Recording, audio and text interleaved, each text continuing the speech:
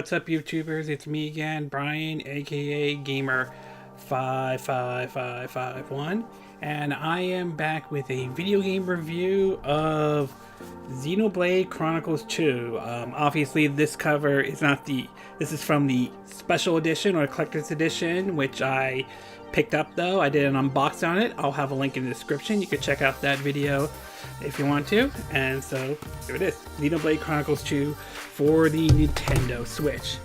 The Xenoblade Chronicles series has had a very interesting history, and not to mention a very unique history coming over here to the US though. The first one, of course, almost never came due to some of the statements Nintendo of America made, which saying they had currently no plans to bring that game over, and the amount of outcry and backlash, the whole Operation Rainfall thing, which eventually they did bring that game over as well, and it sold well, although many would argue that it would have sold even more had Nintendo actually brought it over here rather than say we had no plans to bring it over, though, along with also The Last Story and Pandora's Tower as well. And then in 2015, we eventually got the release of Xenoblade Chronicles X on the Wii U. Some people liked it, some people didn't though. I thought it was a good game. It had some of its flaws, and I would be open if that game got a remake onto the Nintendo Switch. But again, some people had some mixed thoughts about that game though.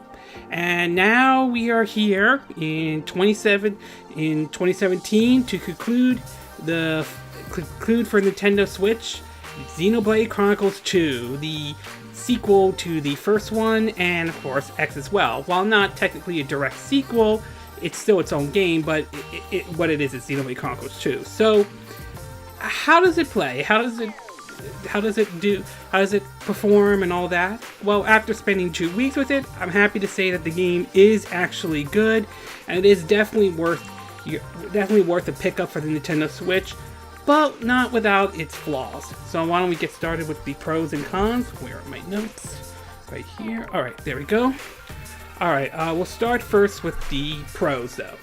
First of all, I would like to say that while the game isn't going to push any boundaries in visuals or anything, I will say I love the art style in the game. It definitely has sort of an anime look to it, which is certainly nice.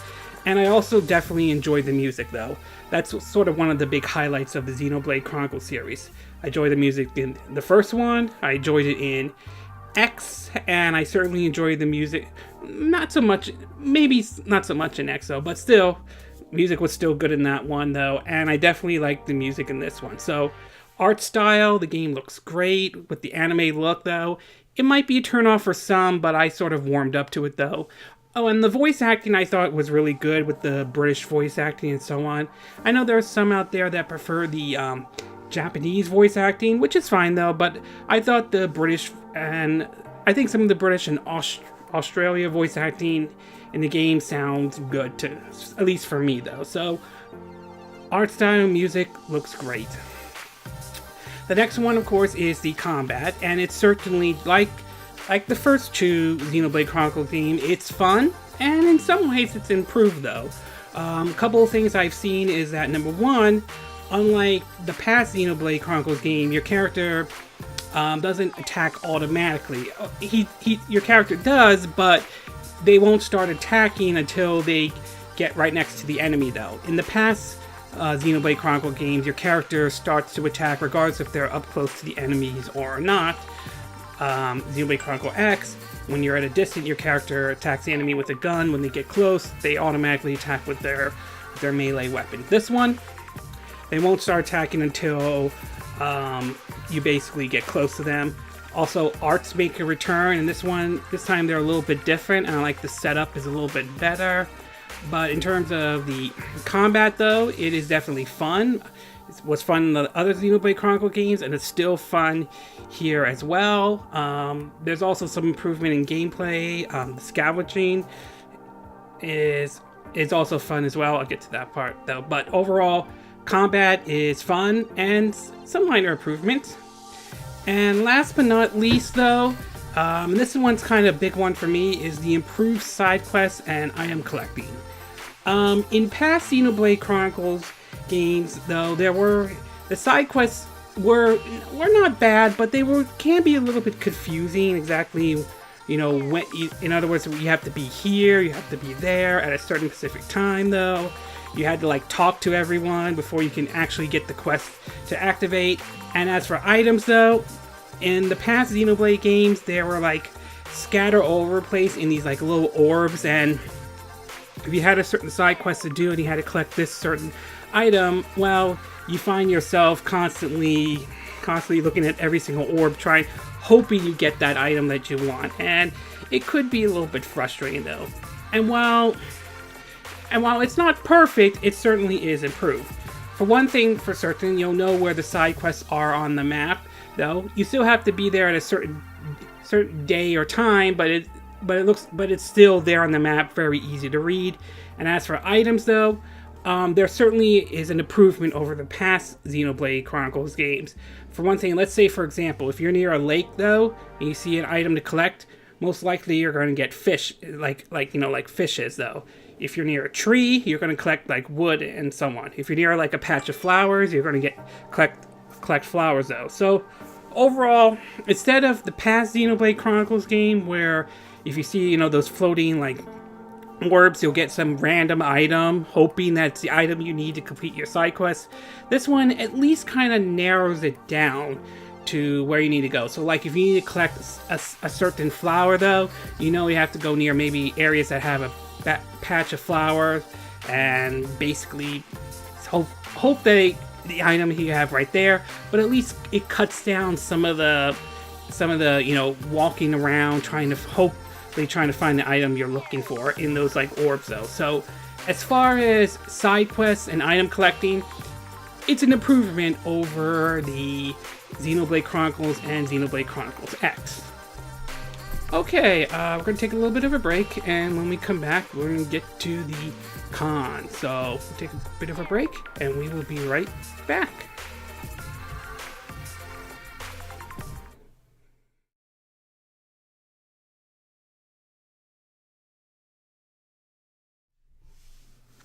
Okay, and we are back with part 2 of our video review of Xenoblade Chronicles 2 for the Nintendo Switch. Now that I gave you my pros, why don't we get started with the cons? So, we'll start off with the first con, and the first one I would have to say is that is the gameplay. While I do certainly enjoy the gameplay though, I will admit there is sort of a bit of a learning curve though.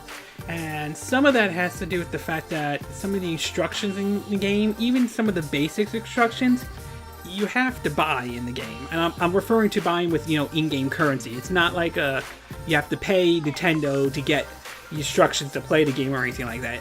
All of it's done in in-game currency, but it's a little bit annoying that you have to buy the instructions in the game though. And some of the combat, I will say that unless you've played the first 2 games though, then it's going to be a bit confusing for those who've never played a Xenoblade Chronicles game before though.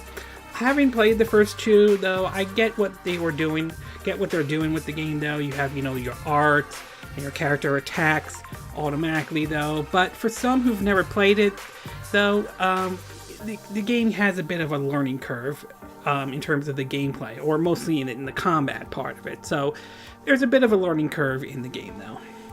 The next one, and this is a very common thing I've seen in the Xenoblade Chronicle games, is the annoying one-hit kills that some of the overpowered enemies will do. Now, for the majority of the time, the only way to engage in combat is either you attack the enemy first, or if you get too close to them, some enemies will attack you. And for the majority of the times, the enemies will pretty much ignore you as long as you don't confront them or anything like that. That said, there are times when enemies will attack you if you get too close, or if you're like busy in combat or something and an enemy is close by and they'll jump into the fray. I mean, believe me, there are times when it gets really annoying that a level 86 enemy comes up and wipes out your entire party, and you have to sort of like start over at the last, at a certain point in the game though. Luckily, you keep your XPs and any progression you've done in the game, so at least that's sort of a bright spot. But it is a little bit annoying, though, to get those one-hit kills by some of those overpowered enemies. Believe me, I've run into this problem in both the first Xenoblade and Xenoblade Chronicles X, and this one's no different. You'll run into that problem as well. And last, but certainly not least, though, is the resolution, particularly in portable mode. Now, for those who are not familiar, though, when docked, though, Xenoblade Chronicles 2, if I assume this is correct, though, runs at 720p, which, again, isn't bad, though, but it would have been nice if the resolution was higher. But for the majority, the game looks beautiful and so on. In portable mode, that might be a different story, though. While it doesn't look completely terrible thanks to the beautiful anime art style that I mentioned in the Pro.to, you can obviously see the game, in terms of resolution, takes a hit, though. And that's really a disappointment, considering the fact that, if you look at a game like, say, Breath of the Wild, that is able to look just fine at 720p. Hell, even Doom, for crying out loud, a graphically enhanced game, for the majority of the time is able to hold at 720p both dock and undock, though. So the fact that a game like Xenoblade Chronicles 2, the resolution takes a hit, is somewhat a little bit surprising and a little bit of a disappointment, though. It does make you kind of wonder if at least that part, or if the game was sort of rushed out a little bit too quickly. So it is somewhat of a disappointment on that, though. Does it hurt the overall experience?